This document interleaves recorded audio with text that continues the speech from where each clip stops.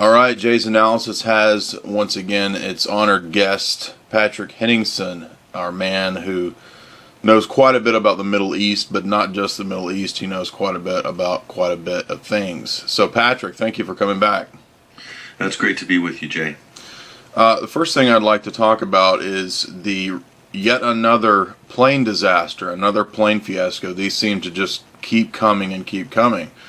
Give us your breakdown of this, what you think's going on, how does it fit into the larger picture, what's the real story here? Yeah, we covered this extensively on our radio program, Sunday Wire. That was last week. Yeah, it was a great interview.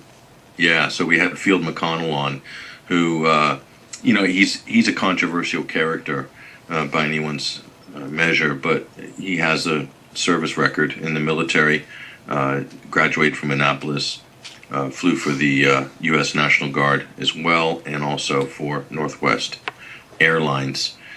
So I think, his record in terms of avionics is fairly impeachable, and he demonstrated that on our show. And we really are looking at this story as an improbable story. Right. So this is just one of many of those improbable events that seemingly defy the odds. And people are terrified by it. So the net result of that story, this crash of the A320 Airbus Germanwings aircraft into the French Alps is horrifying for people, because everybody flies, everybody enjoys air travel. So anytime an air disaster happens, it's pretty bad. And this particular one is even worse because we're told that the pilot deliberately crashed the plane into the Alps. And CNN and other networks are going out of their way. Even the big graphical packages that they roll before the segment starts, it says deliberate crash. Right. So it's clearly there's a message being sent there, deliberate. Well, immediately out of the gates, the story got fishy from the word go. So somehow within 8 to 10 hours of the crash, or I'm not sure the exact time, but it was within hours of the crash, they magically found the cockpit recorder. So as you know, as many readers might know if they follow these types of stories, I don't want to assume anyone knows anything, but there's two what they call black boxes on board aircraft, commercial aircraft, that will, one in the tail section and one in the cockpit section, and they will record the functions of the plane, record data.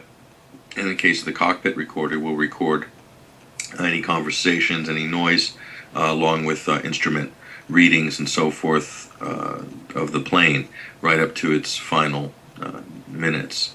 So, or till it crashes, basically. So they found one of these up in the Alps before the rescue crews had even been airlifted in. They said they found a black box. And I thought, and then they said, well, this is what we found in the black box. It's a struggle, and the co-pilot locked out the pilot, locked the door. He was locked out of the cockpit, and while he was locked out, the co-pilot went ahead and crashed the plane into the French Alps. No, but the co-pilot couldn't hear any voices, but they claimed they heard steady breathing, which, again, that's debatable too, considering the amount of noise going on. So the recorder would pick up the breathing. It just got fishy from the beginning. So, you have to look at these things and start deconstructing them, because it doesn't make any sense. Well, something I noticed, I had some guys had me on their podcast, and they wanted to debate the ISIS situation, and they were split. One of the guys agreed that it looked like propaganda, and one of them thought that it was real. But I think one of the strongest points that parallels between that and this is the immediacy of what comes out in the media. Like I think you've pointed out many times in talks that you've done, we don't have coroners or investigators pronouncing a death or investigating these bodies. The media already has something ready to go. Mm-hmm. I think that's the whole point of having a coroner, is to that they pronounce the death to be XYZ, so that it's official. It's a legality.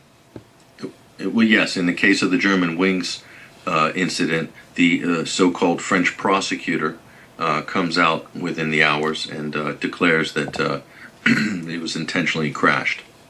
So that was so you've got one key person who's interfacing with the media, Right. and I'm not saying whether he is acting on his own volition or not. What I am saying is that I think it's fairly impossible to draw any kind of conclusion like that, which is a damning conclusion, that it was a murder-suicide, mass murder-suicide, sorry.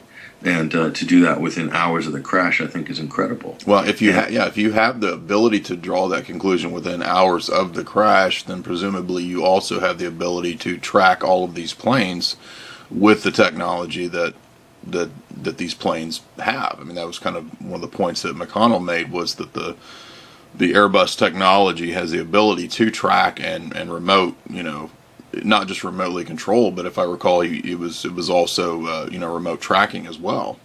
Mm-hmm. Yeah, that technology is called the Boeing Honeywell uninterruptible autopilot, and also there's a similar fitting for Airbus too.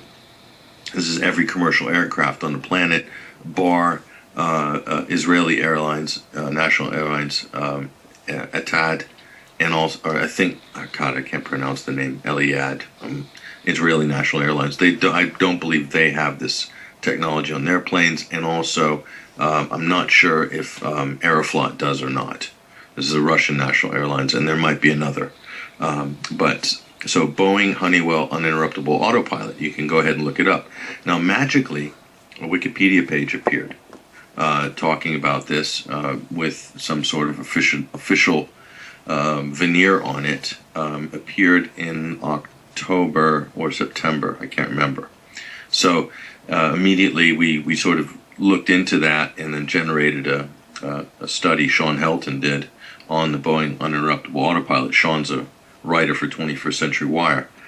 And so to date, besides that Wikipedia page and our reports, there's very little, if anything, online original sort of analysis or reporting on this technology. Now, this has been standard, according to Field McConnell, the first version since the late 80s.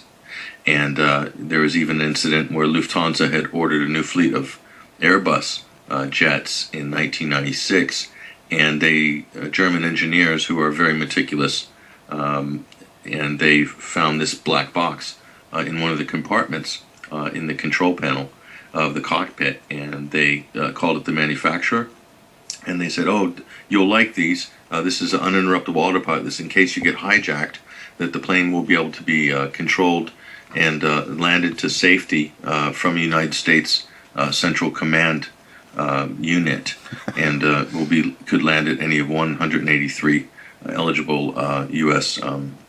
Military or commercial stroke military airfields around the world." So this is a fantastic feature, nothing to be alarmed about here. But when you look into the Boeing system, you find that there's actually a lot of things on it that are very suspicious in terms of what's the purpose of it. Backdoor type technology that, Yeah. Well, it's a remote controlled autopilot technology, and when it's engaged,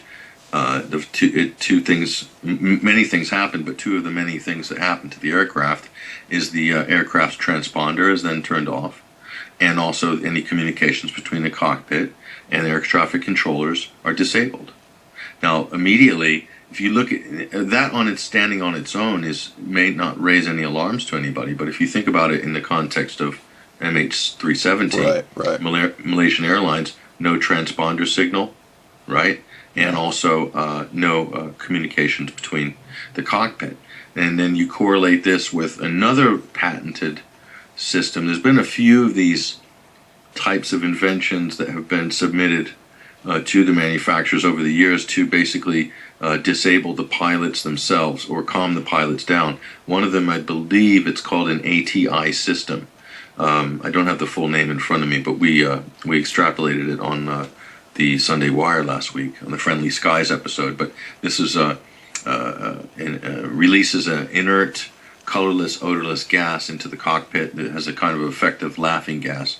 In other words, to calm down anybody who's going hysterical in the event of a crash or some sort of hijacking scenario or something. So that is also on. Well, I'm led to believe these are also on the aircraft as part of that package with the Boeing uninterruptible. So if the French claim that they have recordings of the pilot breathing regularly but not talking, well, that might very well validate the ATI deployment within the cockpit of this sort of laughing gas type thing. So that is interesting, to say the least. So we have two technologies unbeknownst to most pilots, if any of the pilots, that would basically compromise the aircraft greatly. And you have a situation where if you wanted to crash the airplane, it would be quite easy. Now, all the major news media came out immediately, including CNN, and we played the clips on last week's show, where they claim that and this was out, and this was released by the French prosecutor as well, that Andres Lubitz, the co-pilot, the so-called mentally depressed, suicidal, mass-murdering co-pilot for Germanwings, had basically, or they say someone had reprogrammed the autopilot from 38,000 feet down to 100 feet. Right. Now, if you were going to crash the plane, all you'd have to do is, if you want to disengage the autopilot, you just, if he's a co-pilot, he'd be sitting on the right side of the cockpit, right hand side of the cockpit. He'd take his left hand on the stick, and you disengage the autopilot by hitting a button just under the knob of the the thruster and altitude control stick. And that disengages the autopilot, and then you hear a beep, beep, beep, beep, beep in the cockpit, and then all you do is you push down the handle, and that will cause a rapid descent. Now, that's more likely what happened if anyone was to do such a maneuver. But they've already reported, the cat's already out of the bag. They can't pull it back. They said that the autopilot was reprogrammed. Now, that could have been done remotely, very easily, when you consider the Boeing system.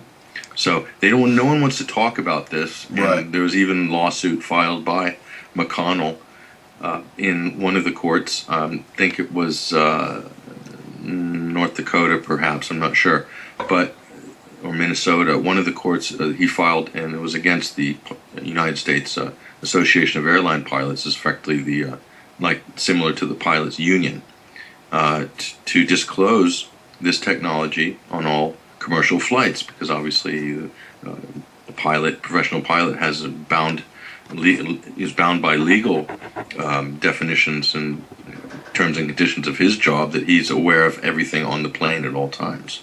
So that has to be disclosed. And of course, if you disclose this technology, then you have to ask the question, what the hell was going on 9/11? Well, yeah, I was about to say the first thing I think of is 9/11 because, first thing I think is when you talk about the ability of this technology, it's almost like having the NSA say, let us remote commandeer your computer to protect it from an outside invader, when of course that gives them the very ability to be the outside invader. So the first thing I thought of was the Global Hawk technology that, for example, Tarpley mentions in Synthetic Terror. His book's about 10 years old now. Right after 9/11, we have his book comes out discussing the 46 different drills, and then you have the ability of the Air Force and different groups to remote commandeer. And this is actually old technology. It's nothing new here. Prototypes. The first prototype in 1937. Right. German Luftwaffe, and the United States had a working beta model of this, I believe, in the late 1940s. And then also you have real military applications being tested successfully in the United States in as early as, I believe, early 1960s. And then you have serious playtime in the U.S. Air Force in the 1970s. I mean, where they're actually playing around with this stuff, and it's not classified, or it's part, it's being tested by different people in different departments, and so it's new. It's not new technology. Yeah. Now, other pieces of data that we can connect to this, I came across an interesting article from USA Today. This was July 17th, 2014, and it's Malaysia crash shares anniversary with TWA Flight 800. Now, if you look into TWA Flight 800, there are some curious situations and parallels as well, where the mainstream story does not add up. It doesn't make sense with what. In other words, I'm just getting at we're starting to see a pattern that doesn't just stop with these recent crashes. It goes back 9/11 and possibly even earlier, back to, for example, TWA Flight 800 was 1996. So there's a long-term pattern here of things that don't add up, of anomalies. We can think of other TWA crashes as well. People have made documentaries about those. CNN even ran a documentary about, I forget the number of the other TWA crash from the 80s, if you recall that one. That one had some strange events involved in it as well. Speculations about it being blown up, shot down. It's unclear, but CNN even had a whole piece about the documentary, calling it into question. So what that says is, when you look at these different airlines, I mean, the airlines themselves and the technology that as you pointed out with McConnell, that fits these different jumbo jets with these different transponders, black boxes, and so forth. If we look at those companies themselves have a long history of being very much involved in, the deep state. We look at Boeing. We look at particularly, the character of Howard Hughes. I thought it was interesting that I'd recently done that analysis of Martin Scorsese's book a film on Howard Hughes from 2004 or so, The Aviator. And what that hints at, it never comes out and says it directly, but it hints at a lot of very strange connections with Howard Hughes himself, particularly with the CIA and kind of that Mormon quasi right-wing branch of the CIA, if you know what I'm talking about.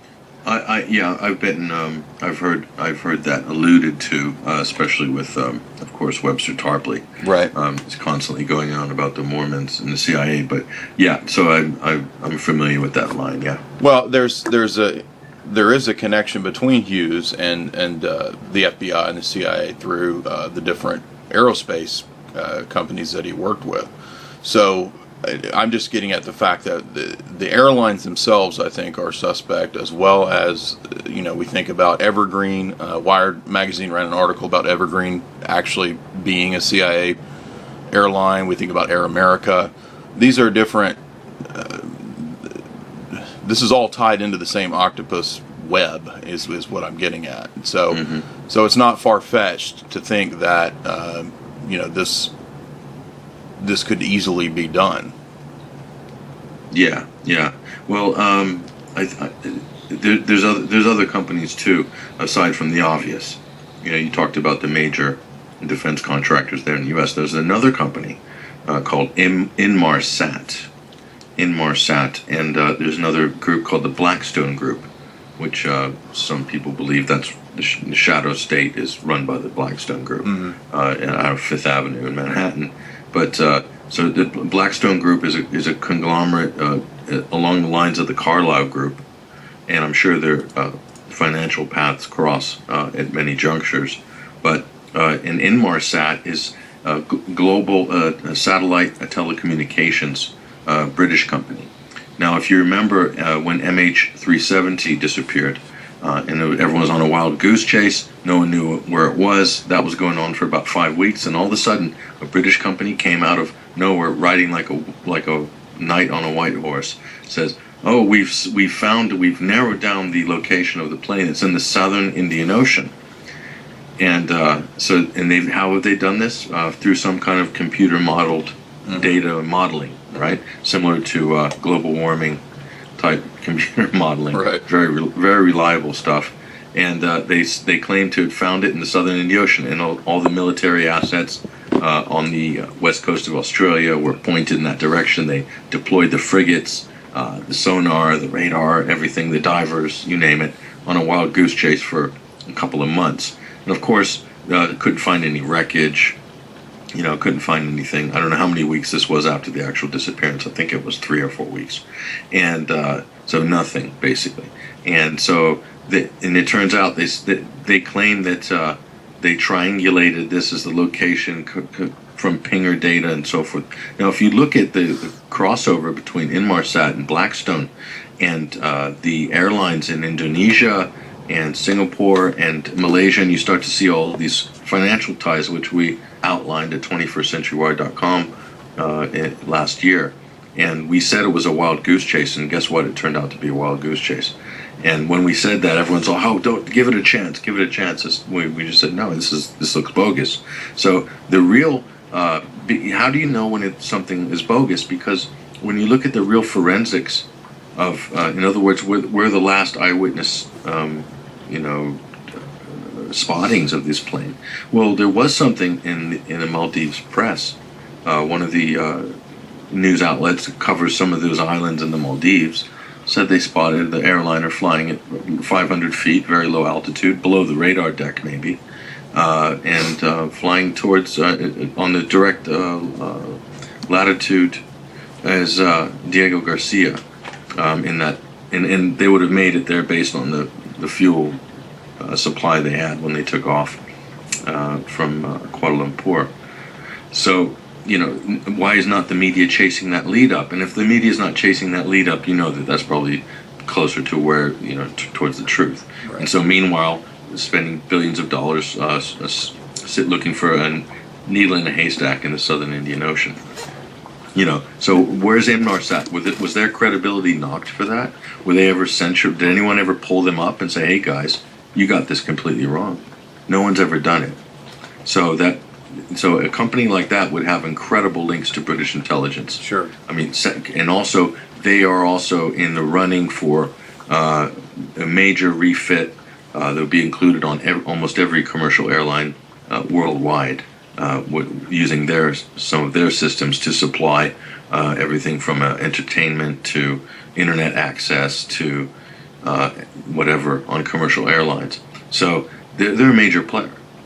And you can't discount the involvement of a company like that would absolutely be an arm of the British military-industrial complex or the NATO military-industrial complex.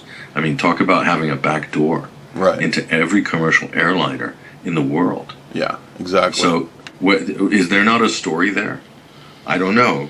We thought that was worthwhile, looking into, but I just question all of these media outlets, all of these journalists, that they would not do somewhere to go in and just rip open. I mean, do a post-mortem on that situation. It's incredible where it heads. You start looking at the mergers, the acquisitions, the deals that have been made in the last sort of 3 years between all those companies, Blackstone, Inmarsat, and a bunch of others, and you see it's a very small elite club of super corporations that are operating on an incredibly high level and also on the shadow level as well. Inmarsat's not like Walmart. Yeah, interesting too. A lot of these defense companies also own strange pieces of software companies and aspects of Hollywood that you might not necessarily expect, like the Thales Group, for example. Yes, that's one of them. Right. They own and create the software that all the visual effects companies in Hollywood use. Mm-hmm. I don't mean to get too off track, but you sounded a bit skeptical. Is there something about the Howard Hughes / Mormon aspect of things that you find dubious? CIA. Hey, look. My philosophy is yes, anything's possible, but I am automatically going to question certain commentators that tend to throw all of their eggs into that basket, and basically are attacking anybody who's Mormon, no matter if they're related to Howard Hughes or not, or any story. that's all a giant conspiracy. And I throw that in the same bucket as people who say that everything's a Jewish conspiracy. Well, that's a dead end. Completely. I'm not interested in saying that every. No, not I you, don't think the Mormon. I don't want to name names. Well, you already named the name, but yeah. There are people who seem to make a living out of sort of doing, and I think there's a bit of misdirection involved. Well, with that. Okay. But I'm not questioning the people's bodies of work. I think some people have a great body of work, but they seem to be. I don't know you're a better linguist than I am. I don't know about that, but opining, or I don't know what the word is, in sort of leading people in certain directions constantly.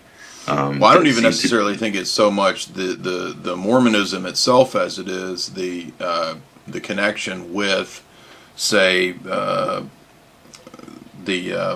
Robert Mullen and Company advertising, for example, J. Walter Thompson advertising. These are all heavily CIA-connected companies that Hughes got involved with, and one of the things I think was interesting, for example, in Scorsese's film, was that Howard Hughes is not necessarily the bad guy. He's in some ways kind of a victim. You're wondering, kind of like John Nash in Beautiful Mind. Is he really paranoid, or is he really being messed with by people from these different government agencies? And I don't doubt that wasn't the case. But what I think it shows is this in both cases, both of those films, for example, we see a military-industrial complex, deep state, kind of floating in the background behind both of these characters. Both of them have genius-level skills, in designing planes or in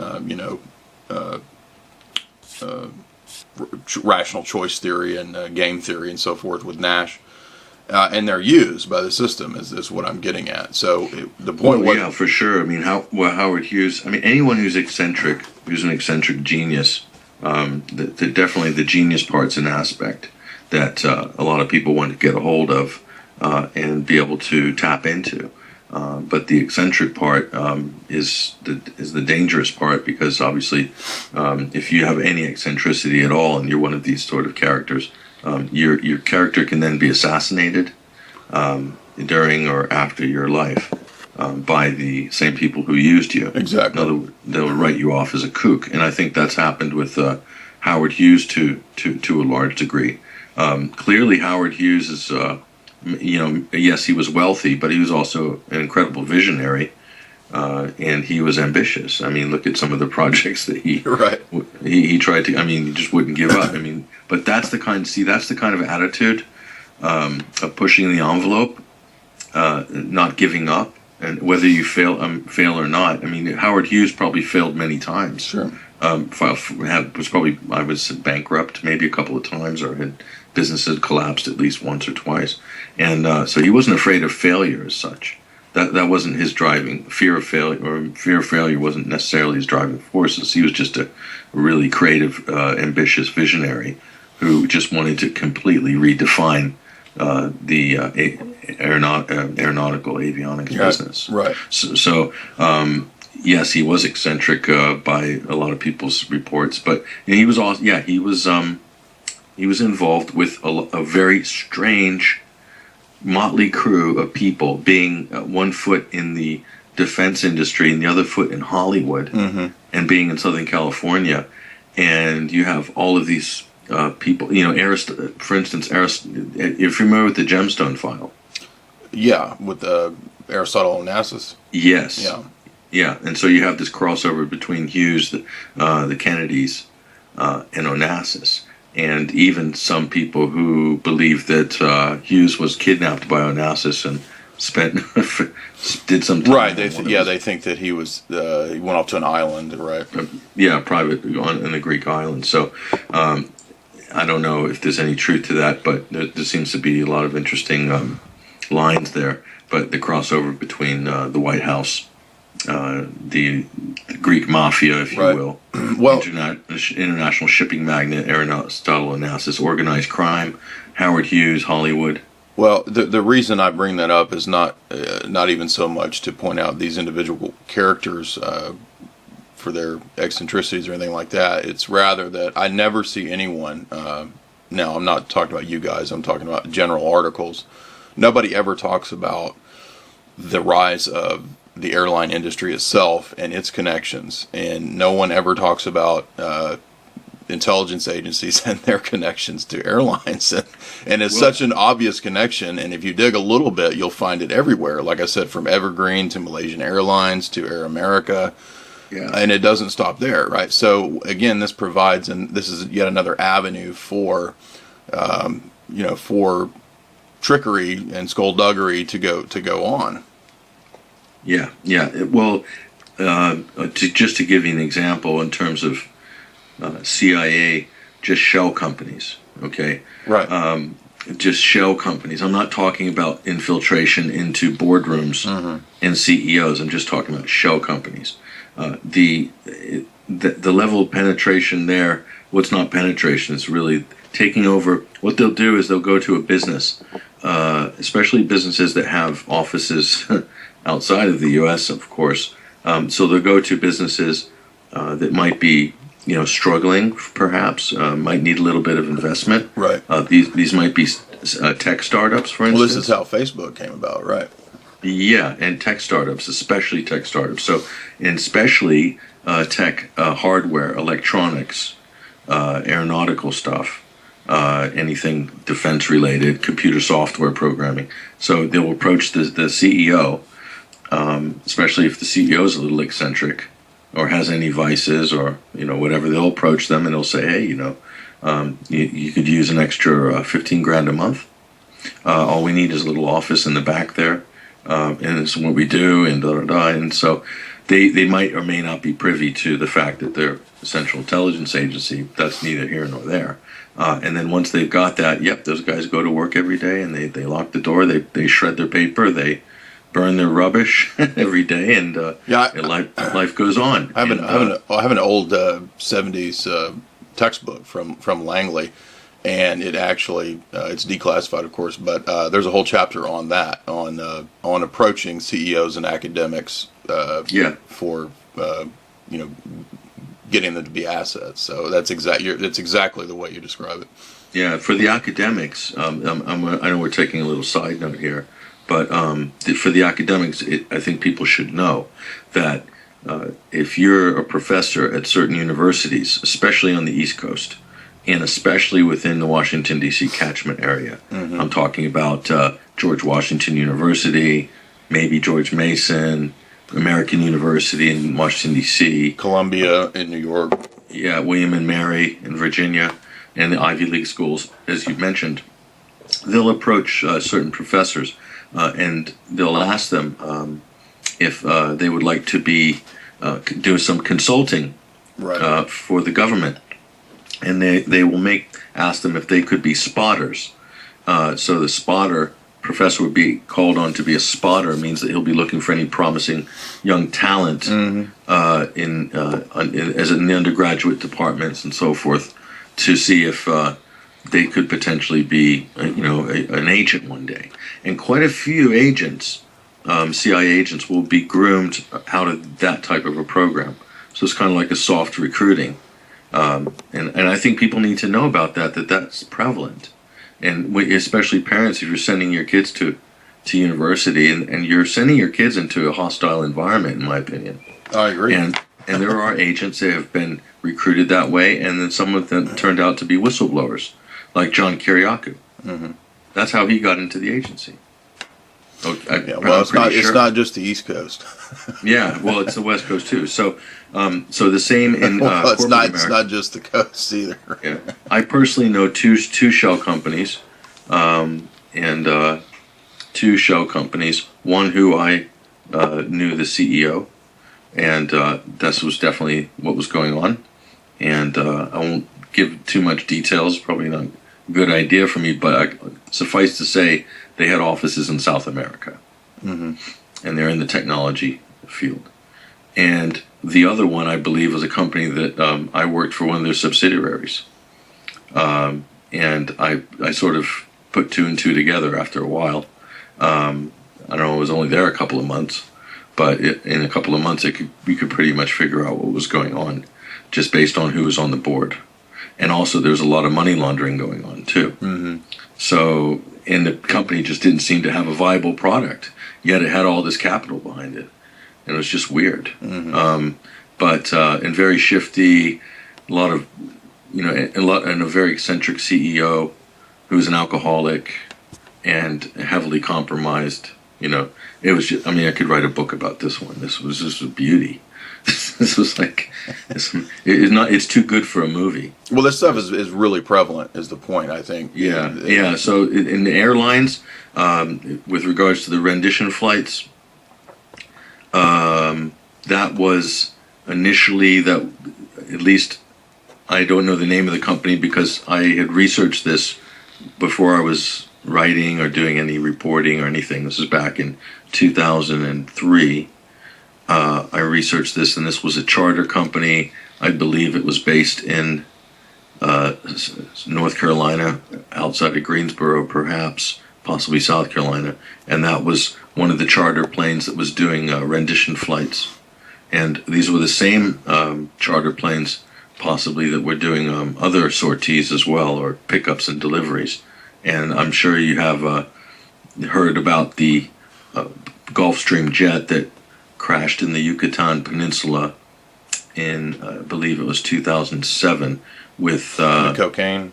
With Colombian uncut cocaine on it, like a ton Right. of cocaine, and the tail number for that matched the exact tail number, which was flight records for extraordinary rendition flights. Same airplane. Right. So that, it doesn't take a genius to figure out at that point what you're dealing with there. They talk about it on mainstream news that the troops guard the opium. So, obviously it doesn't stop at opium. It would be other narcotics as well. So to bring this kind of back to the Germanwings situation, give us your scenario, what you think went down, your best analysis of what's going on here, and how does this fit into who stands to gain from this? How does this fit into a larger geopolitical game? I know some people are saying, well, this was a message to Germany, not to, speculating, not to step out of Atlanticist union and not to move towards Russia, pivot towards Russia or whatever. What do you think? Yeah, you could make a strong argument there if there was any foul play. This is the Russian situation is a high stakes game. You're talking about the takedown of an entire country or entire sub-region with regards to what's happening in the Ukraine and that situation, which is being fueled by mainly U.S. interests. And also the EU is a partner in there, more of a political partner, not so much of doing the military subterfuge, although NATO is heavily invested in Ukraine. So this is a high stakes game. So I would say that would be a great motivation. Also, you have to look at the passenger list on the plane too. I believe there might be somebody from Booz Allen Hamilton. There was a Booz Allen Hamilton person, right? And someone else as well that was mentioned who I don't have in front of me, from another, possibly a key person working for a defense-related company. Now, are these whistleblowers or what's going on here? Who knows? They could be spies. There's spies from other countries working for U.S. defense contractors. Mm-hmm.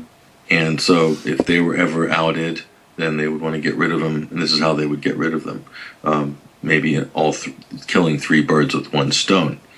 But certainly in terms of the problem, reaction, solution, if you look at the Hegelian blueprint here, who's to gain? The reaction is horror, public outrage, fear. And so who would be to gain? Well, cockpit cameras, that would be multi-billion-dollar profits in the first year. That those would have to be deployed and installed, a whole system there. Inmarsat would probably be one of the contenders for that contract because they'd be handling the streaming data. they'd want to stream the data, right? You're not just going to want to record it. So they want to stream it. So that would be Inmarsat, one of these global telecommunication satellite companies. Stand to benefit incredibly. Okay, once that announcement's made, share prices would surge. Anybody who's a major shareholder is going to be quids in. And we just saw an article last week that DARPA has just developed wireless speeds of something like a terabyte, some crazy amount, which would of course be needed for transmitting that much data, from the plane to the satellite, and then satellite back to Earth. So, yeah, I'm just speculating, but that's an incredible thing if you consider the restrictions that we're under currently with the current technology. And you know that bandwidth equals data, and data speed equals artificial intelligence. Right.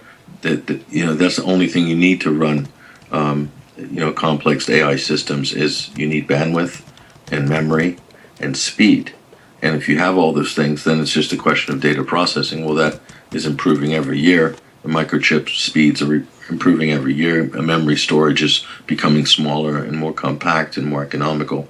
And there's different arrays of memory storage being developed as well. Different types of cloud configurations and hardware and software and so forth. And this is actually, they've got in their in their diagram, they've got here a drone sending 100 gigabytes per second. I said a terabyte. I apologize. It's DARPA moving forward with effort to develop 100 gigabyte per second wireless transmission. That's unbelievable. I mean, you could do just about anything with that kind of speed. So if you think that another Hegelian product of this crash would be people not trusting humans to pilot the planes. That's a great point. Now, right now, I would say the majority of the people trust humans, right? Now, suppose you get a few more of these mental episodes as they portray them. Then you might see public opinion shift. And it doesn't need to be shifted into the majority, by the way. You only need like 5% majority these days for any kind of mandate, because you've got the media pushing it, amplifying That's why they've been demonizing pilots for so long. That makes perfect sense. Yeah, so they've a total character assassination of this pilot. There's very little evidence to convict him of anything. There's a whole lot of speculation. They're even saying, CNN, I think one of their legal analysts, I forgot her name is Laura. I can't remember. She's in Europe. Brown, I think her last name's Brown, and she was saying that he was researching suicide, or googling suicide things or something days before the crash. I made some wild claim yesterday. I recorded all of that. I'll probably play it on Sunday, but it's endless amount of speculations and looking at this and that. So they're basically convicting people on their internet searches, right? Because they say they seized his iPad in his apartment, and he didn't delete his browsing history.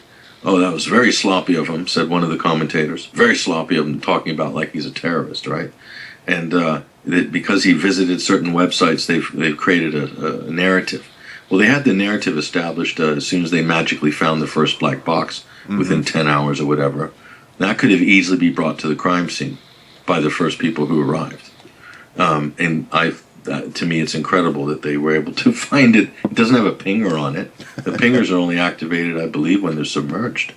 That's my understanding of the pinger on the black boxes. So they have to be spotted visually. So I find the whole thing incredible. Improbable, yes. Impossible, yes. Pretty much impossible. So that's what we're left with. To believe the impossible. 9/11, impossible. MH370, impossible. Germanwings, impossible. But hey, we live in a world of impossibilities, and they're happening regularly. That's the kind of new consensus reality that we're meant to take on board. And of course, anything goes at this point. Well, I definitely think you're onto something, though, with the transition to AI, which we'll get into here in a little bit. But before we get to that, What is your take on this Yemen situation? I recall you months ago saying accurately that look for didn't you? I believe you said look for Yemen to be the next hot zone. Yeah. We said Yemen and Libya. Yeah. Yeah, and so it seems to come to fruition, although it's not the kind of thing you want to be correct about. But we just punted it out there because it looked like that's what was happening. So that's what's happened with Yemen, and it's a very egregious Yemen. I mean, we're familiar, most people are with Syria and Libya, and that's been hashed out in the news, and we've hashed it out quite a bit, but very little is known or spoken of about Yemen. In fact, very little has been covered in the U.S. mainstream media in the last 2 weeks. They seem to have been obsessed with this plane crash. And what else? Jodi Arias Amanda Knox, she got acquitted of murder in Italy. That took up half the news cycle last week. And then we've got a few other weird and wonderful stories. And no one's talking really about Yemen. They're just saying, oh, the Iranians are backing the Houthis, and it's an Iranian proxy force that has overthrown the legitimate democratic leader in Yemen, and therefore Saudi Arabia is bombing Yemen to protect its own interests, blah, blah, blah. All lies, one after the other. First of all, the Houthi rebels are not Iranian. Okay, these are indigenous Yemenis who happen to be slightly related in the Shiite Islam branch, but there's huge fundamental differences between the type of Shiite Islam that is practiced in those parts of Yemen and Iran. I mean, almost irreconcilable differences according to religious interpretation. Okay, so they're hardly brothers in arms on that level, and there very well may be Iranian private citizens who are power players, who maybe write out big checks to Hezbollah over the years in Lebanon, and might even do the same with the Houthis, and have some very strong religious affiliations and ideological affiliations there with the rebels, the underdogs, the freedom fighters. And we have the same thing with Saudi Arabia with regards to Al-Qaeda and ISIS, but that's seen as okay from a U.S. point of view. It's okay if Saudi's funding Al-Qaeda and ISIS factions. That's fun. But if anyone else is doing anything similar in the world, that's a state-sponsored terror. Right. According to our State Department and Israel. Yeah. So, and that's not true. So basically, this is a dangerous precedent. Saudi Arabia is bombing, killing civilians as we speak. The bodies are piling up. And they're saying U.S. Jen Psaki or whoever the U.S. State Department spokesperson's going on national TV and telling us that Saudi has a right to bomb their neighbor because they're concerned. They're concerned. That's what we're told. That's the justification. They're concerned. Okay. Very, very incredible. Now, we're arming rebel forces in Syria for the last 4 years. We're sending them money. We're sending them guns. We're providing air cover for some of them right now. And that's all okay, because the democratically elected government in Syria has got to go, according to Washington. But in Yemen, that is not a democratically elected president who was in Yemen, by the way. I believe, if I'm not mistaken, that he was put in there by some sort of power sharing agreement with the GCC and the U.S. in the background. That's my understanding. So he's not elected. As a normal president was elected. His name is President Hadi. So we have, again, the U.S. coming on national TV, the legitimate government of Yemen. It's not very legitimate. And by the way, that government is, I can give you a lot of examples of how deeply in the pockets that puppet was. In Saudi Arabia was into his pocket.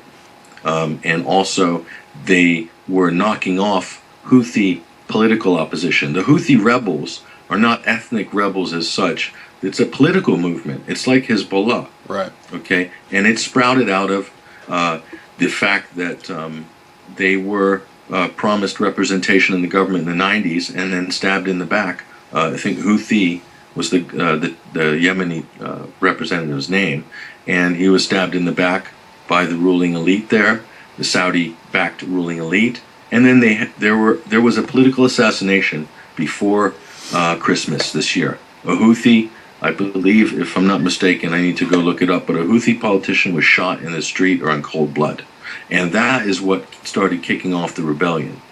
So for us to get those lectures from Senator Tom Cotton or any of these war hawks, or Jason Chaffetz, the chairman of the Congressional Oversight Committee, talking about they understand Yemeni politics. They haven't read anything.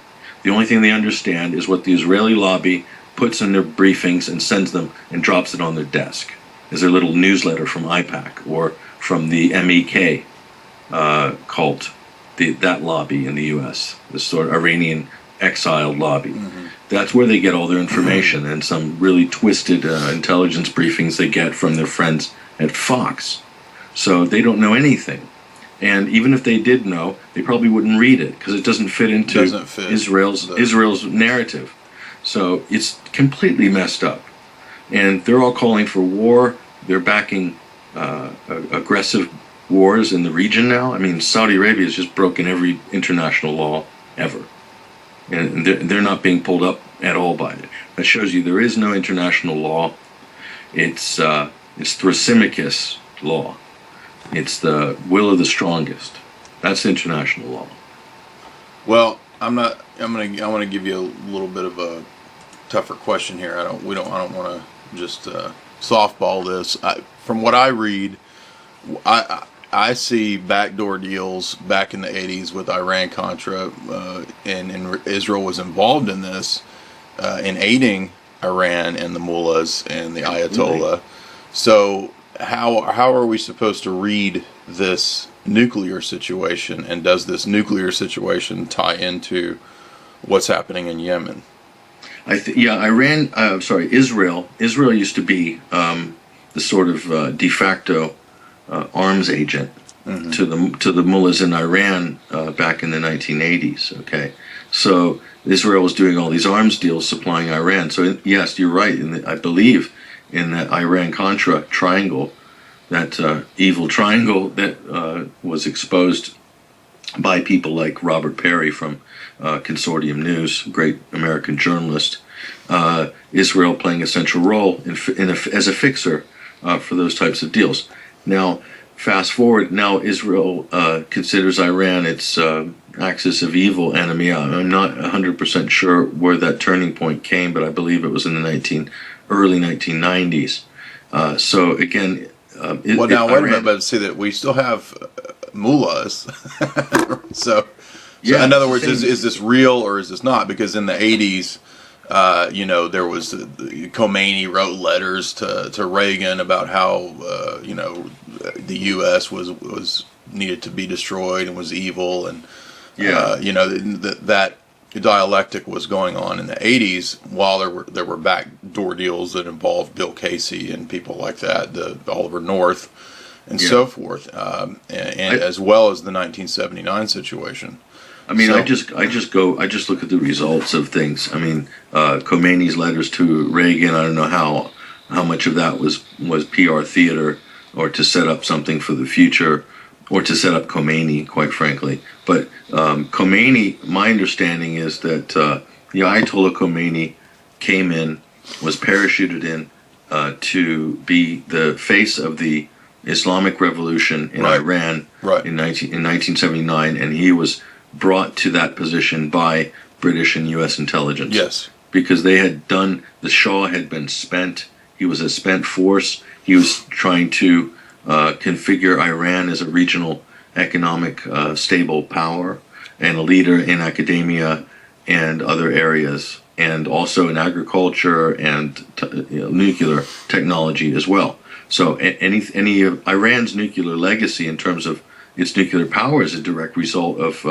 what he was given. The Shah was given in the 1960s and 70s by the United States and the British. Iran's only nuclear reactor, that's the original reactor, I believe, was at Tehran University, and that was supplied lock, stock, and barrel by the United States. Right. So the United States started Iran's nuclear program. Right. The Shah wanted to scale it up. And also possibly he wanted to go off the reservation in terms of OPEC or oil sales and prices and so forth. So and production, wanted to increase his production. Yeah, the people that are put in have an expiration date, and from what I see from the history I've read, what happens is the intelligence agencies that help put them in are already trying to track the trends ahead of the game, right? So when the Shah starts, getting funky and smelling bad and trying to do his own thing, they're already ahead of the game, looking for who's the next guy that's going to be the face of some sort of popular front, some sort of people's front. So we're going to get one of these Shahs in, because the Shah is already the Ayatollah Kashani had already been an asset of the Western intelligence agencies. So the Savak then just switches to the Shah. It's all the same people, just changes its name. Yeah, exactly. It's absolutely a smooth transition of power. The real power isn't in the figurehead leaders. It's in the institutions, like you just mentioned, Savak, right? Being the sort of secret police, or the equivalent of the DHS, if you will, of the day in Iran. Or the SS, or the Stasi in East Germany, or the FSB or the KGB in Russia. So, but those people still remain in power. The civil service still remains. Doesn't matter who the leaders are. The civil service is still there. That's where the real power is. That's where the real power is in Washington as well. That I have a hard time talking to a lot of very well-meaning, good, Americans who are in Tea Party groups, for instance, that are just completely overly obsessed now with Obama, because they've been listening to Sean Hannity too long, or Michael Savage, or who else? One of the other talk radio. Well, I've been seeing, exactly. I've as somebody who's watched alternative and mainstream media for 10 years, I've seen, and you've done it a lot longer than me, so I recognize my position as a noob here, But what I've seen for 10 years is the same thing. I mean, this nuclear talk may be something recent, but I mean, I can think back 10 years to where, Iran was going to nuke us, back in alternative media 10 years ago. So this is, to me, it just looks like the same old theater. I don't think there's really anything to this, but I want to know if you think I'm wrong, if you think there is something to this. No, well, the one thing that did change, okay, and this might explain Israel's change of position. And Iran is not a natural enemy of Israel at all. Okay, the Israel's main beef with Iran would be that the Islamic Republic, as it's called, the Islamic Republic of Iran, is one of the only countries that stood up in defense of the Palestinians, and also were actively trying to deliver humanitarian or financial aid to starved Palestine. So that's immediately going to make Israel view them as an enemy, because Israel doesn't want anyone to help the Palestinians, and I'm talking about the government. The people of Israel, I think, it's not so clear cut. There's a really good young peace bloc in Israel that wants to progress past the status quo, which seems to be a lose-lose situation for everybody. But the hardcore right wing, which Benjamin Netanyahu, that type of person, represents, they just want the Palestinians to either leave, go away, disappear, or die.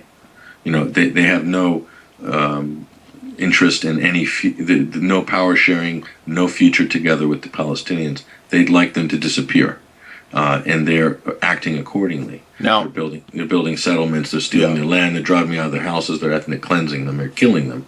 So that pretty much, that's an indisputable thesis. But where Israel changed was Israel became its interest became then aligned with, guess who? Its neighbor, Saudi Arabia. Mm-hmm. So now Saudi Arabian interests are perfectly aligned with Israeli interests in the region geopolitically, and they're both very similar. They are both religious states. Right. They don't tolerate, and they view themselves as pure ethnic or religious states. and they have an entrenched oligarchy, and both of them are completely dependent on the United States for their existence, pretty much, and the British. And I think Brzezinski factors into this too as an advisor as well, because we've seen him talk about wanting to pass some sort of nuclear deal, and of course Brzezinski is not in the big globalist players, not a fan of the Zionist situation. So Brzezinski, as I understand, favors some sort of nuclear deal. And that's why you see, for example, Israeli press, coming out hard against Brzezinski on this matter. So, do you think that's maybe kind of going around, floating around in the background with maybe him advising Obama towards this sort of situation? Yeah, Zabriskie would get bashed by the Israeli press because he's aligned with Barack Obama. And because Obama is currently fronting the peace negotiations with Iran, as it were, so immediately anybody in that side or that affiliations are going to be on the wrong side of the fence as far as Israel's concerned. But the more important thing to note here is that Israel is not a player geopolitically. Israel is what I would call a wedge or a spoiler. Yes, they have a formidable military force. Yes, they are a nuclear power, and that's one of the positive things that's come out in the last few months is that there's been some acknowledgement internationally that Israel has a heavy water reactor and Israel has nuclear weapons. So, and Israel's producing plutonium, I believe. So Mordecai Vanunu said that a long time ago. Yeah. Vanunu broke that in the 80s with the Times thing, and of course he was seduced by a redhead crossing a crosswalk at Piccadilly Circus and then bundled in the back of a van, ended up in a prison in Israel 2 weeks later. Or I forgot where they kidnapped him. I think it was in Italy. I'm not sure. Either London, I can't remember. But they used a redhead to Mossad agent to She wasn't very hot either. She wasn't very attractive, but poor Mordecai. Yeah. He's just this midlife crisis. But so that's Israel's not a player. Israel has no oil. Israel has no reason to be a player. They're a spoiler. They're a wedge. They can be used. Well, my understanding is that from the beginning of the Balfour Declaration and all that, that the ideology of Judaism, of Zionism, and so forth, I know that those are distinct ideologies, but my understanding is that the British imperial power saw that as sort of an outpost. In other words, they could set up yet another form of an outpost in the Middle East. Yeah, it's Israel is just one big Anglo-American base proxy. Exactly. It's a beachhead on Arabia, and so they've got their guys there. Now, Saudi Arabia is a player. Right. They've got substantial energy products and reserves, and so are even the smaller Emirates are bigger players than Israel in terms of the real global energy plays. Qatar, Kuwait, Iraq is potentially a much bigger player than Israel, and Iran is potentially as big a player as Saudi Arabia. Managing the empire is like having a big family with a bunch of warring kids that don't like each other. Yeah, and Iran is independent. You see, Iran had the first democracy in the region, and their first democratically elected government was overthrown in 1953 by the Central Intelligence Agency and MI6, and that was the government of Mohammad Mossadegh. So had that not happened, had the U.S. not destroyed, had not shattered Iran's first democratic experiment, what would Iran be today if it was allowed to become a mainstream progressive moderate social democracy? It would be a world power, wouldn't it? With its energy reserves, with its academic history, and possibly allied with Russia too, which was part of that. Exactly, and they were. And that's why they were smashed at the time. Right. Because of their overtures being made by the Soviet Union, and also because they wanted to nationalize their oil fields. I believe it was Anglo-Iranian oil. Yeah, Anglo-Iranian Oil. That's right. That was the company, and Well, that's I'm sorry, I basically take that back. The nationalization was NIOC, National Iranian Oil Company.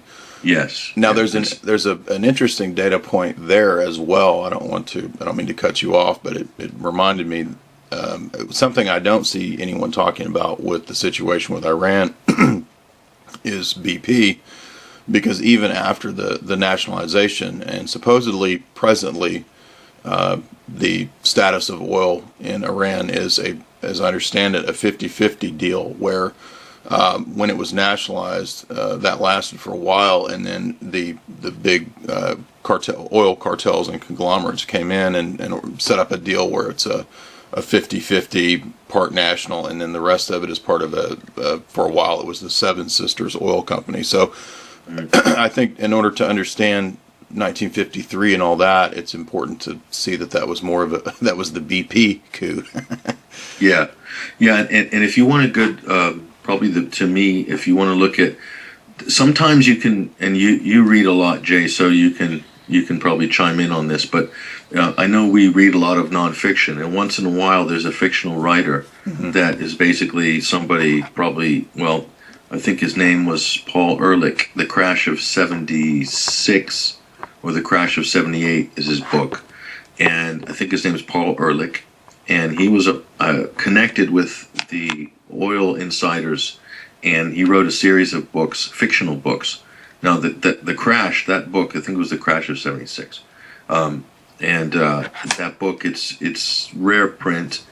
I found it in a used bookstore in Los Angeles about 8 years ago, and I read that, and that gave me the best education on the late days of the Shah, the emergence of Saudi Arabia as a major regional power, and also the United States and the beginnings of the European Union starting to be involved as well in that whole matrix. So now, is this the same Paul Ehrlich that's the technocrat, global warming, we need to... No, I think that's another Ehrlich. Okay. No, these are two different people. So, but it's brilliant, and also it talks about the Shah's plan for nuclear expansion, and that was also very true. And I believe that they were working with Switzerland for the reactor, and of course the Shah might have had designs on a bomb. It's not out of the question, because at that time you had the Pakistani Islamic bomb thing was in its early infant stages as well. So there's a lot of stuff going on at that time in the 70s, and then the oil crash and all this other stuff. So it is important to go back and look at and revisit some of these things to understand, because these things come around full circle a lot and then repeat again. So if you understand the cycles, they won't repeat identically, but they might repeat in a similar fashion. Just like there's no two waves that hit the shore that are exactly the same, but they do hit the shore in the same way. And so you can't absolutely predict what's going to happen by looking at the past, but you can understand the nature of how it's going to unfold, or by looking at past patterns. And it's important input. So it's not exact science. But what's the end game then with the Yemen situation in relation to Iran aiding Houthi? Yeah, I mean, it's to me, it's more likely that the CIA is arming the Houthis. Okay, that's my personal opinion. That's more likely than Iran. And not only that, CIA Yemen is a traditional playground of the Central Intelligence Agency for quite a while now, at least the last 30 years. So in knowing the United States, they've always got their finger in every pie available on the chessboard. So to think that they're only working with Al Qaeda in the Arabian Peninsula, for instance, to help validate the Charlie Hebdo attacks, which was that whole theater in January just a couple months ago, where the AP guy magically comes on some cheap green screen video and takes credit for the Hebdo attacks. I mean, what a joke. But so maybe there's some CIA involvement with that branch of Al Qaeda and Anwar al-Awlaki and that whole cloudy situation that seems to me like a lot of mythology. that al-Awlaki was probably a double agent. Most likely he's working for the CIA and maybe for someone else. Who knows? But so this is why we had all that Charlie Hebdo stuff linking it was to Yemen. to shore up a piece of this narrative. Well, at least Gotcha. that's what happened. I don't know that's why it happened, but that's what that's happened. how it was used. Okay. So it's part of the chain, and you have to build this matrix of belief matrix so that people can Right. buy into Yemen being a hotbed of terror. Obama's drone strikes in Yemen. I don't know how much of that is true. You know, how many of those were, if that they weren't targeting terrorists. So I can. That's a pretty safe assumption. If you know the CIA and the U.S. government, if they say they're targeting something, you know they're probably doing something else. Yeah. So maybe it's just to kill civilians and just to keep and to inflame the Houthis to keep that situation boiling, or to whatever counter the Saudis. I mean, there could be sub conflict going on definitely between U.S. and Saudi Arabia. Israel is constantly undermining the U.S., runs espionage operations inside of America, has been caught doing so multiple times. And according to the new Clinton book, the audacious building of a political empire, I believe it was called, Netanyahu was blackmailing Bill Clinton because Israel had lifted the Monica Lewinsky sex conversations off the... I was interestingly, that has been in a few books in the past, and it goes actually back to JFK as well, supposedly. Yeah, so the bottom line here, Jay, is that there's a lot of back channel fighting going on, and it's not all set in stone. And I would tell you absolutely that all monarchies will fall, okay, eventually. At least maybe not in England, that one will be there forever.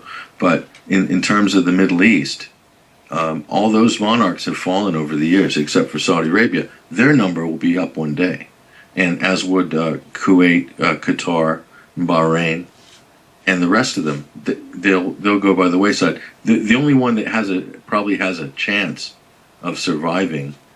Well, they make sure they have more foreigners, migrant labor, slave labor in their countries than general population. So that's one way of ensuring that there's no real political opposition. I mean, it's so divide and conquer in some of those countries. But the UAE is probably the most progressive of all of the GCCs. In other words, they're the most open-minded in terms of how they run their country. So they have a greater chance of surviving as monarchs. But Saudi Arabia, I would say, they're teetering on the edge of instability. Now, why would we've been hearing that, but I'm curious as to why the Western establishment would want that, because from what I've understood, given the traditions of those cultures, they're used to monarchical control. And for example, in Joseph Stiglitz's book on globalization, he talks about how that's always been the pattern is to install the monarch and to use that because it's an autocratic top down.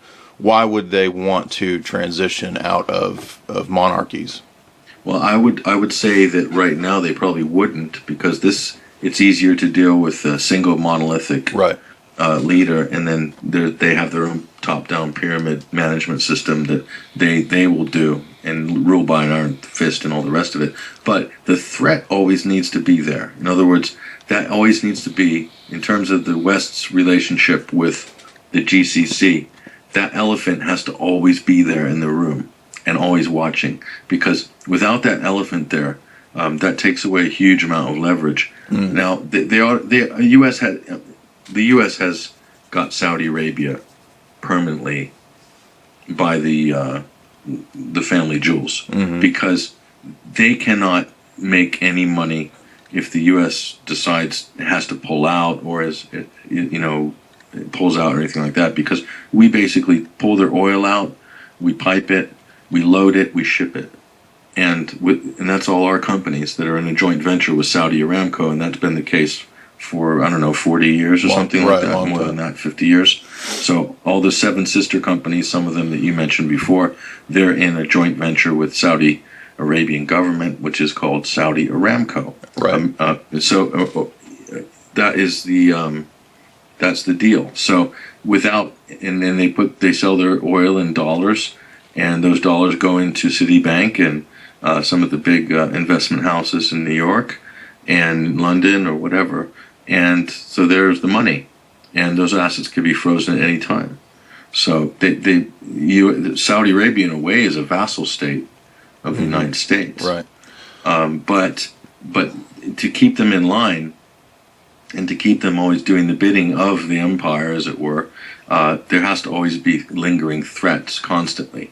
And all of those countries, so Bahrain has a huge Shiite underclass. Yemen does. Saudi Arabia does. I don't know about Qatar and Kuwait so much. So kind of what I was trying to hint at earlier with the idea that not only the monarch or the installed puppet expires, but even sort of the form of government itself can maybe expire, and maybe the West wants to be ahead of the trend and come along and say, well, we need to get with the times here. These nations need democracy. They need NGOs. Is that what kind of where we're going? And so the discontent then provides more justification for being there. I think at the moment the justification for being there is that the U.S. and Israel are going to provide the GCC with protection against the Iranian devil that wants to overtake. It's just like back to that movie 300. The Persians and their navy are going to come and just overrun everything from Tehran all the way to Sparta. I've spoke to people in the U.S. State Department, and I remember having this conversation back in 2008 with one fairly high-ranking political consultant within that crowd. And he was trying to convince me that the Persian plot to take over the half of Eurasia, right? So, and this, how old does that go back to? I mean, Iran hasn't actually attacked any of its neighbors in 450 years, but the Persian, the mythology of the Persian, Alexander the Great and all that. Yeah, all the way back to Xerxes. Yeah, right. Xerxes, yeah. So, I mean, how far back? I mean, what are we talking about? Thousands of years? I mean, wake up. But people tap into these mythological archetypes and these sort of old historical themes to instill fear into the present. And that's really what's in Washington. A lot of that is what fueled the Iranian fear of the Persian takeover, the Persian Empire. Which is ironic because the idea of the Shah was hearkening to that idea. Well, yeah, it was. And so now we have this situation where Iran's being blamed for just about everything and anything. I'm listening to U.S. senators saying they've taken over 5 or 6 capitals in the region. I mean, what a joke. How can you say such a thing? It's insane. Didn't we have that false flag a few years ago? Wasn't there or was that Saudi? I can't remember what. No, that was the plot to kill the Saudi ambassador in America. Yeah. Yeah, by an Iranian used car salesman working through the Mexican drug cartels. I mean, if you start mixing Mexican drug cartels and Iran together, then it's just real madness, right? Mm-hmm. So that was this fake Saudi plot. I believe it was an FBI with the help of the FBI. So they're really good at cooking up plots, the FBI. But so that's been mentioned. It's been kicked around. I mean, Ed Royce, he's the chairman of the House Foreign Relations Committee. He mentioned that the other day on the news, I think. The threat, the Iranian plot to kill the Saudi ambassador in America. I mean, what a load of bunk. And then they're saying that Iran's the number one exporter of state-sponsored terror. No, I just can't seem to see one example of this. Okay, right. Now, by definition, state-sponsored terror. The U.S. allocated $400 million in 2007 under George W. Bush to fund groups like Jundallah and other terrorist groups who were in the news recently, by the way, in shooting up I think it was a school in Afghanistan, I'm not sure, or Pakistan.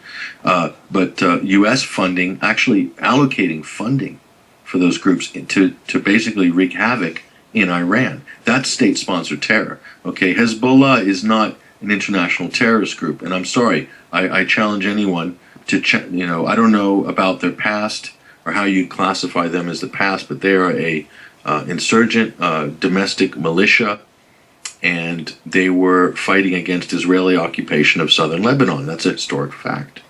Israel occupied southern Lebanon for a long time. They wouldn't give it back. And that's how Hezbollah came to be, out of the Lebanese civil war and the Israeli occupation. So Hezbollah is more of a political force than anything in Lebanon right now. They're represented in government. They have seats in parliament. There are Hezbollah militia. They are in Syria. They are fighting ISIS. It seems anyone who's fighting ISIS, anyone who's attacking America, Al-Qaeda, Freudian slip, anyone who's attacking Al-Qaeda or ISIS on the ground is axis of evil.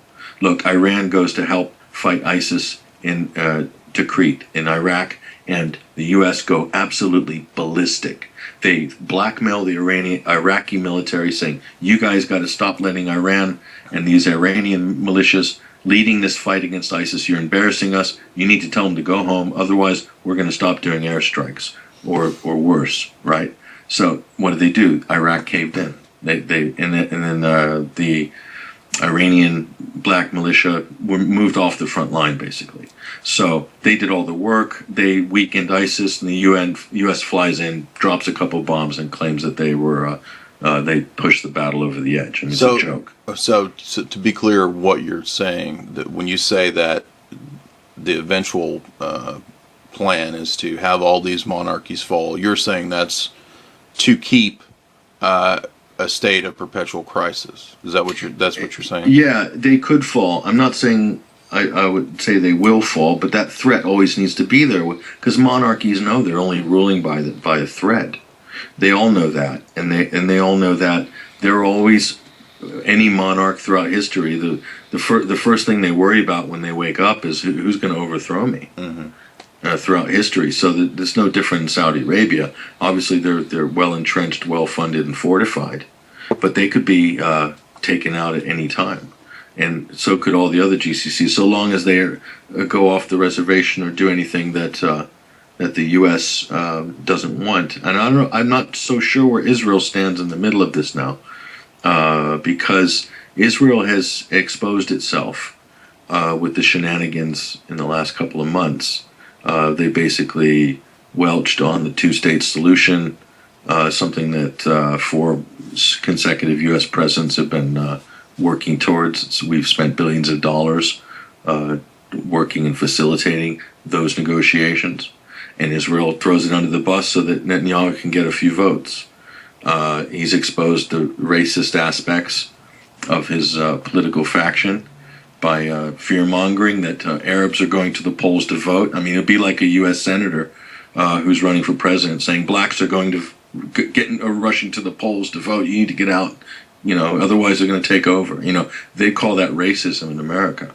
But when Israel, Netanyahu does it, what is it? It hardly gets any coverage, but it's not seen as racist. They call it divisive.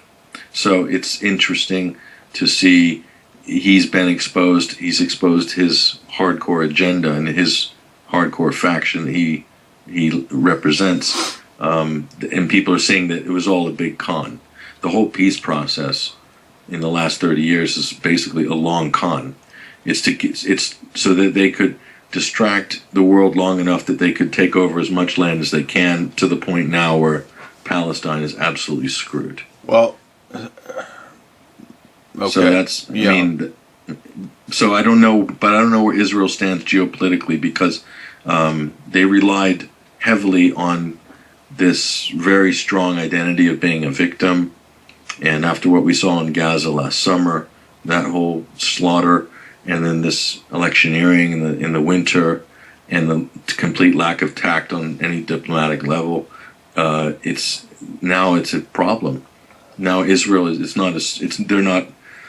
not a certainty what they are in the eyes of the American voters or the European voters. So this is a very, very tricky time for Israel. Well, let's transition towards the question of AI and transhumanism and posthumanism and so forth, because I've noticed this year, particularly, from January on, we have seen quite a few news articles, people coming out. We had Wozniak from, Apple come out and say AI is going to be a danger. 3 days ago, Warren Buffett was talking about AI is going to decide who lives and dies. We've seen articles about Watson is going to be in charge of the Veterans Affairs, the IBM supercomputer. I'm seeing this, everywhere, and they sort of join the panel of, I don't know how genuinely worried they really are, because they tend to be the people who are involved in it, such as Bill Gates warning about AI. I think that was probably a snickering inside joke on his part. Elon Musk, Stephen Hawking. These are all people high profile, quote warning about AI, and I wonder how genuine those warnings are. I wonder if it's not an inside joke. Who knows? But let's talk about that. Do you think? Do you see this? Do you see a plethora of stories coming out now, and we're going to see a whole bunch of more movies in the next few months coming out that are all about the acceptance of AI and so forth? What are your thoughts on this? Well, you've put yourself in the front seat of this discussion for quite some time because of the articles that you've written. You pretty much extrapolated every major AI-themed film in the last 5-6 years or whatever, and so as well as anybody, you can see the progression or the sophistication of how the AI narrative is played out in what some people might call predictive programming. In other words, ideas inserted in major Hollywood blockbusters and television series. I think they're selling us on the acceptance, is what I think all of that's about. Yeah, I agree, and I think the most you're talking about some of the dissenters or lamenters, let's call them, technological giant characters like Elon Musk, even Bill Gates, I believe, made a statement recently lamenting the prospect of AI. Yes, he did. But the one that really hit me was Steve Wozniak. Mm-hmm. And I've always seen the Woz as a guy who's, he's not as much of a showboat as your Paul Allens or, who's the other guys? Ray Kurzweil, some of these other guys. I mean, so the Woz is pretty much built, he was in the garage, built the Apple computers in his garage in Sunnyvale, California. So he went to high school 1 mile from my high school. We're in the same school district. Obviously, he's much older than me, but I know the Silicon Valley very well because I grew up part of my life there and I worked there. And so when I hear Wozniak saying that, and that's coming from more of a meat and potatoes corner there, and I'm thinking he's saying he's not beating around the bush. He's saying AI is going to be bad for humans, and that scared me when I was reading that, because I'm like, he's not tiptoeing around the issue at all. He's just like, this is going to be bad, and when you look at, we can get into and to analyze, why it would be bad or why it wouldn't be bad. There's a lot of different metaphysical aspects to this, which I think are fundamental. If you're going to be talking about artificial intelligence, you need to talk about some really fundamental metaphysical principles of how man views himself in the world, and also the nature of humanity, which you've done really well on some of your recent articles. And I think that's really fundamental. It has to come back to that. And that's very, very closely related to religion and as well. And so we need to look at this whole idea of decision making. And I just saw a news feed today, U.S. veterans running an anti-drone hashtag no drones. That's KNOW drones. And they're running this campaign basically coming out against drones. And my reaction to this, Jay, is, and I hate to be too nihilistic, but too much, too little, too late. And this is the nature of technology, and this is the hard part to get your head around, because One of the great philosophers who you may or may not be familiar with, his name, he also was a filmmaker and an artist. His name was Gottfried Reggio. And he did a film called Anima Mundi. This was like a cult film back in the late 80s that he did. And it was just music and images. And he said, I saw him speak when I was just fresh out of college. And I went to this confab. It was a technology and design confab up in Aspen, Colorado. And he's one of the keynote speakers. And I was only 23 at the time, but boy, this stuck in my head, like branded in my head. He said a line I will never forget. He said, technology is unknowable. So he said the progress of technological developments, and the speed and the scope and the geometric growth for man at any particular point in time is unknowable. In other words, man cannot project. Mm-hmm. Unless man controls the technology, and it is really, if the 21st century is anything of a lesson to mankind, it's that you cannot completely predict the nature and the nuances of how technology is going to unfold.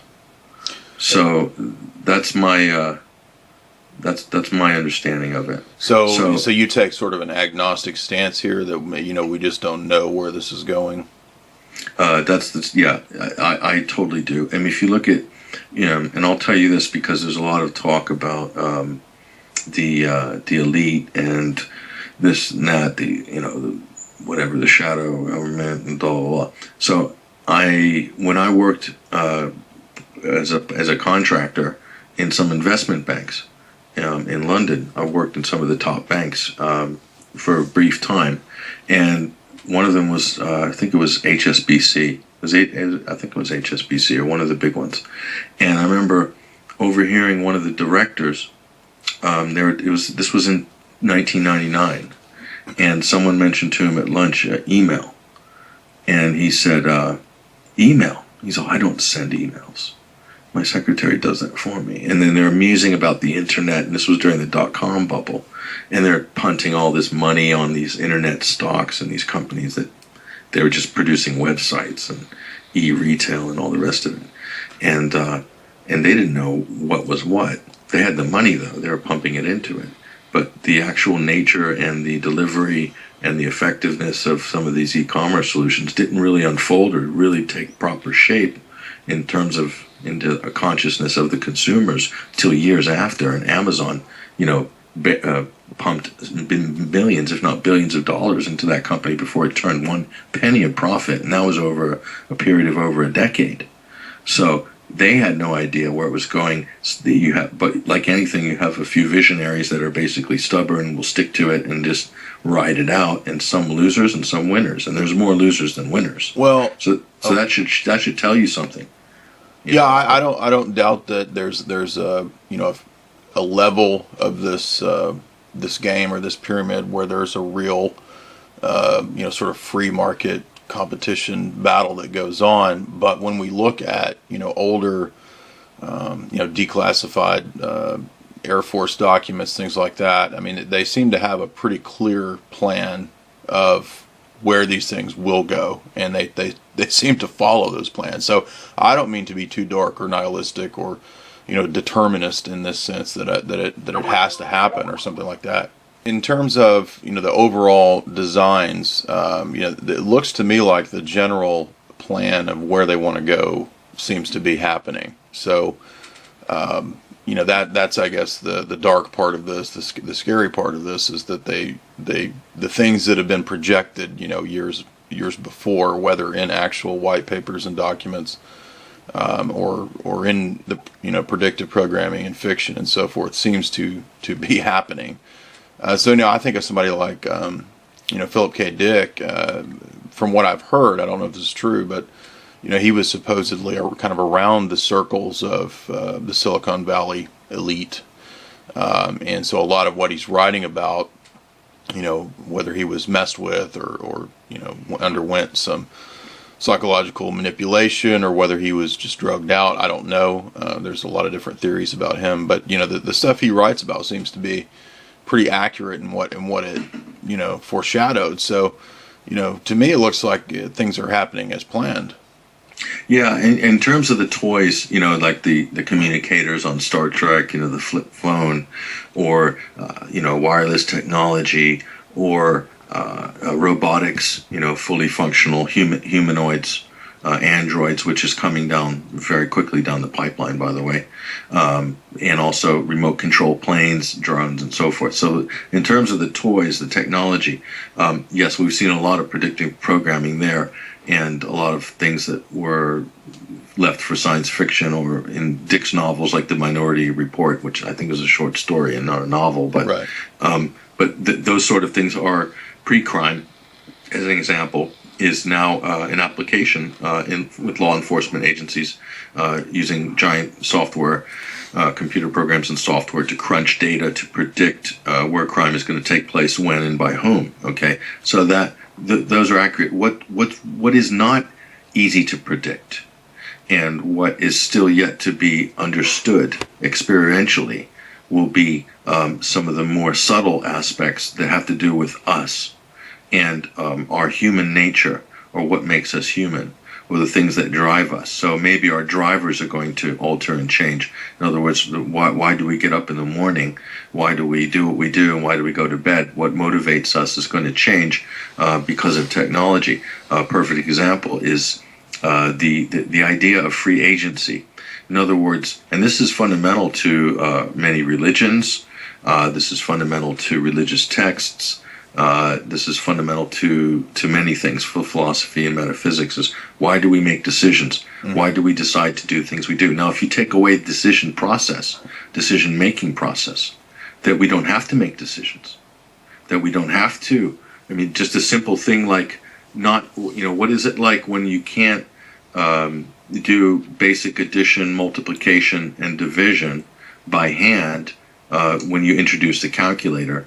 Or introduce a computer, or even then just a voice-activated computer. You're taking away all these different layers of skills, and we don't have to make decisions. So now, if I give you a real-life example, a lot of the drone technologies that are showing right now at the defense exhibitions around Europe are basically touting AI, artificial intelligence capabilities. So your average presentation will be an aerial shot of a village, and you will see a series of dots, and there will be a series of orange dots, and then out of those orange dots will be a few red dots, and so the red dots are the hot targets, and this will be in a crowd of 300 dots, and there will be 2 red dots within the 300.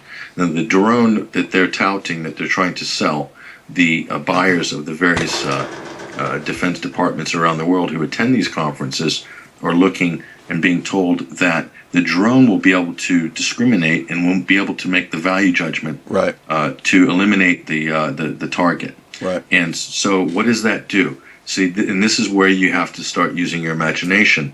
And what does that do is that it basically takes the responsibility, it takes the agency away from any human involved in this equation from A to Z.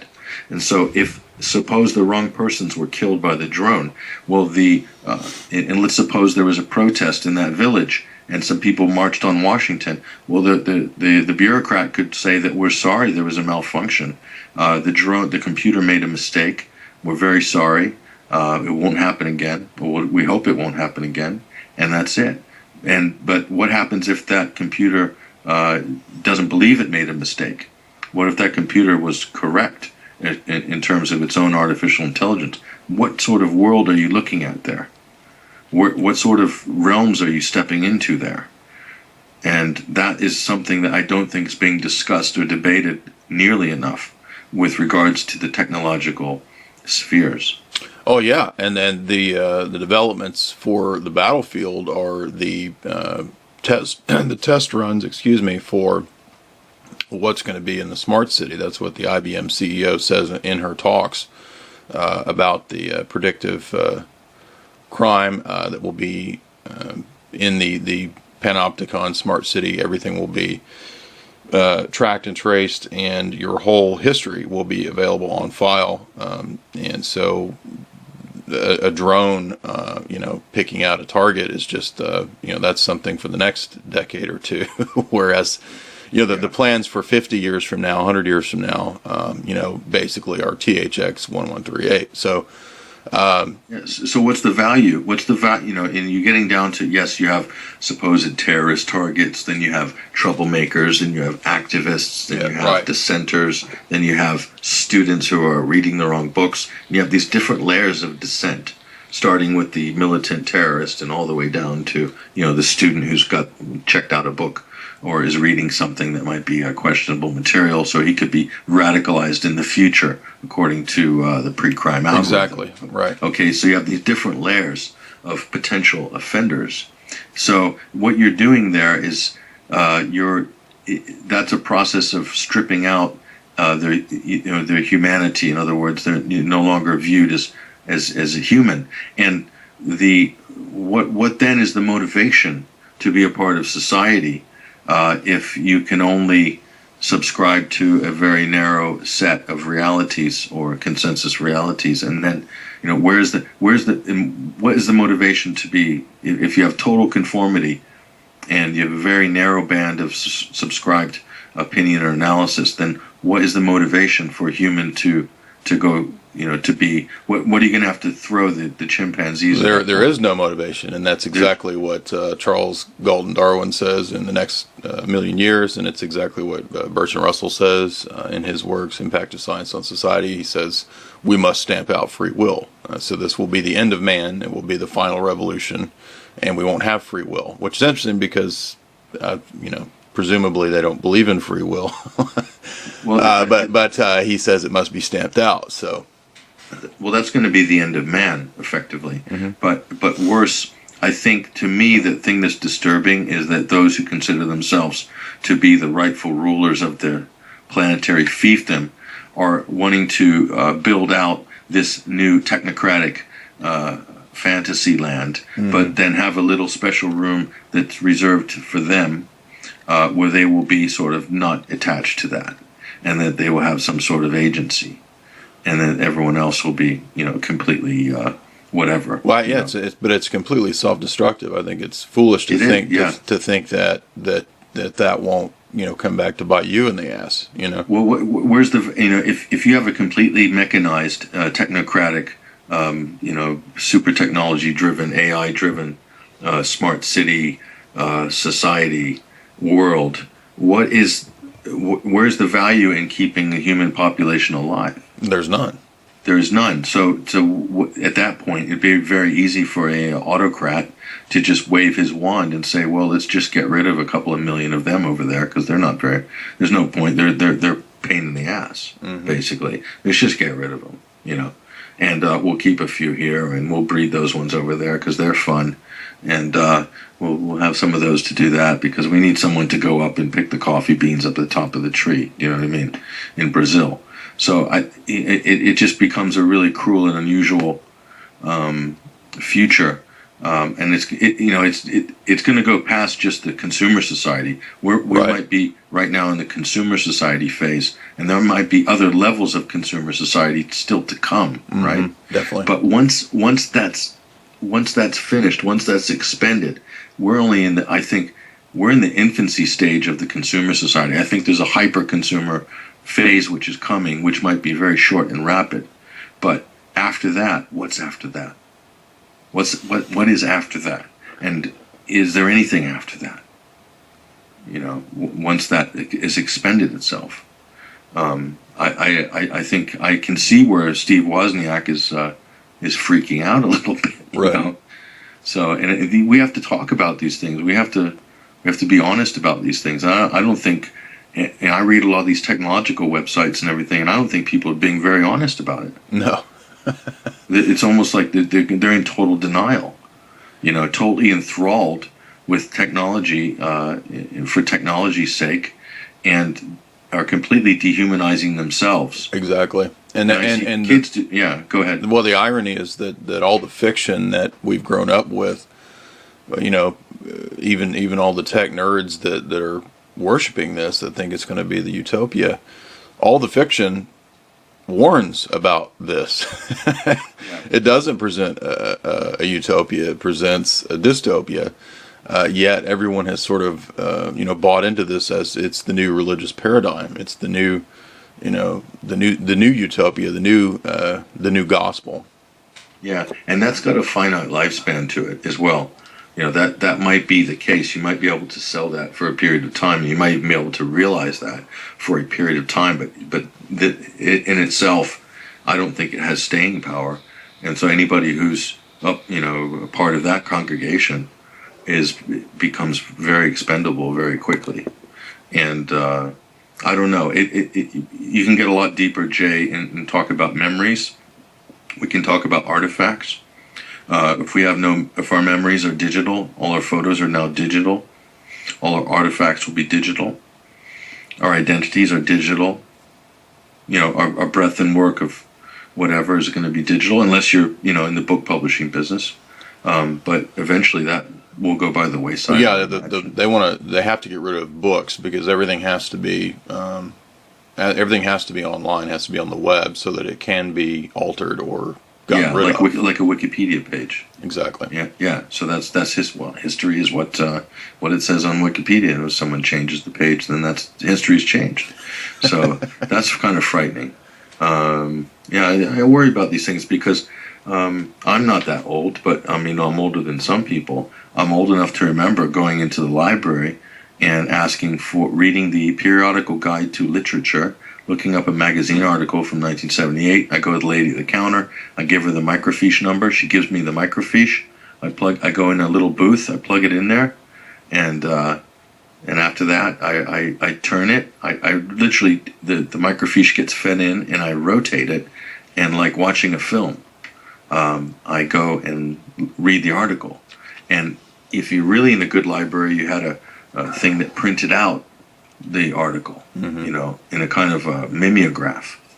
And there's that. I used to set type by hand, including the line spacing in between, which is a piece of lead, which is where they get the word leading, if you look on your word processors. So I'm at least old enough to remember some of that. And doing a lot of stuff by hand, creating things by hand, developing photographs in a black room with chemicals. And I remember the smell of the chemicals and all these different experiences. And and having photo albums. There's kids now that had never had a photo album. Yeah, I've still got mine. In fact, I can remember probably even, say, 10, 15 years ago, I would drive to Nashville because there would be, 10, 15 bookstores I could go to. I couldn't hit all the bookstores in one day in a trip to Nashville. Now, when I go to Nashville, there are, I think, 2 or 3 max. Yeah.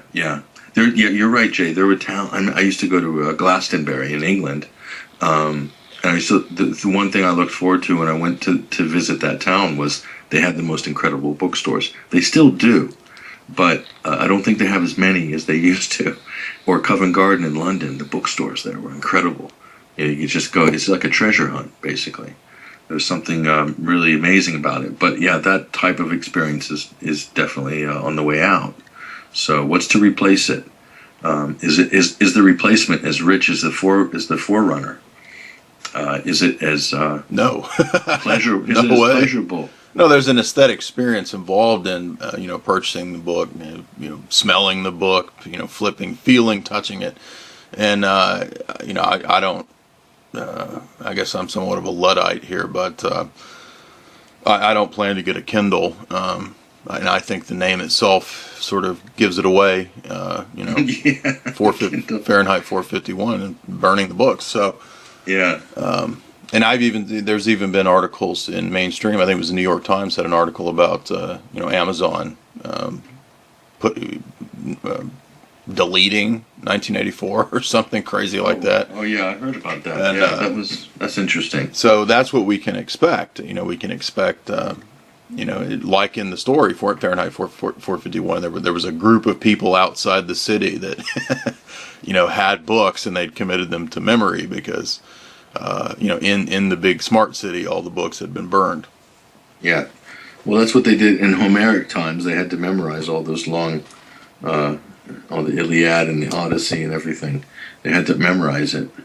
So because they didn't have books.